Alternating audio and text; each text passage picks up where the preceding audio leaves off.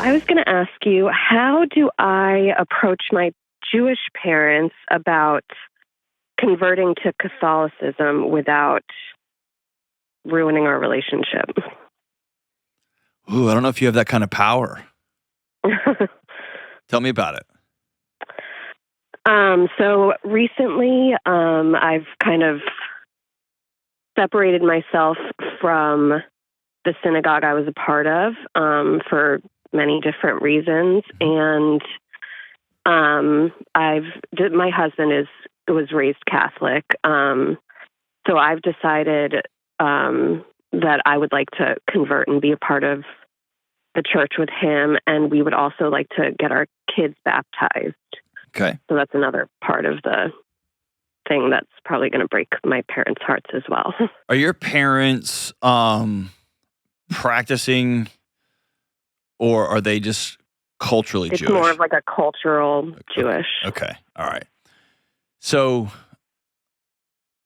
I guess what I would tell you is, you know your parents better than anybody, and you already walking in the door think you're going to break their heart. Are you pretty confident in that, or is that just fear talking? I think in front of me, at least with my mom, I think she'll be supportive, and then she'll leave and be heartbroken. Hmm. Will she be heartbroken because she's going to lose? I'm like abandoning the way they raised me. Yeah, as an indictment on their values and character versus no. I'm grateful for the foundation you gave me. Here's the next evolution for me. Or is she going to be upset that she's going to have to go back to her brunch and tell the women that she has brunch with, "You're not going to believe what my daughter did," and they're going to think badly about it? I don't think it's that, because it's really not like just because they're not practicing. I think it's more of like an abandonment.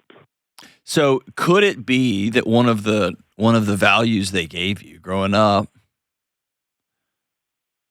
was one of intellectual curiosity, or always asking hard questions, or not being scared of hard questions? Is that fair? Yeah. How was their marriage growing up? It was good. I mean, at least in front of me, it was good. I've only witnessed them yelling at each other less than a handful of times in my entire life. Okay. Yeah, they're a good East Coast family, right? There's some yelling. Yeah. It's just, I used to think all yelling was bad until there's some good East Coast families that love each other. They just talk louder. That's all. They just communicate with more vigor. But we're at the same time, we're also kind of like one of those Southern families that doesn't say things that need to be said sometimes. Gotcha. So if here's how I would delineate here. Let's say you were Baptist and you're converting to Catholic, okay? There would be, and your parents were deep practicing Southern Baptists. They would be concerned for their social standing. They would be concerned about values, yada, yada. But deeply, they would be concerned about your soul's placement in hell for eternity, right? Right. And so that would be one conversation that's going to be very different. I feel like you have a different conversation happening here, because this is less existential in terms of, if you don't do these things, here's what happens to you in the end. And more, it's a reflection of, hey, mom and dad, this is not an indictment of how I wish you hadn't have raised me this way. In fact, this is an extension and a furthering, an evolution of how you raised me. Because y'all had a great marriage, and y'all showed me what connection and being one looks like. Me and my husband have practiced that, and we found a connection and commonality in this faith journey. And you guys taught me to ask hard questions and to chase my nose and to sit and wrestle with hard things. This is where I've landed. And so I think it can be a way that you sit down and say, because of how you raised me, here's where I am. So it's a furthering, and it's a gosh, not this is a terrible analogy, but it's a blooming of the seed they planted in you. Okay. I'm guessing here.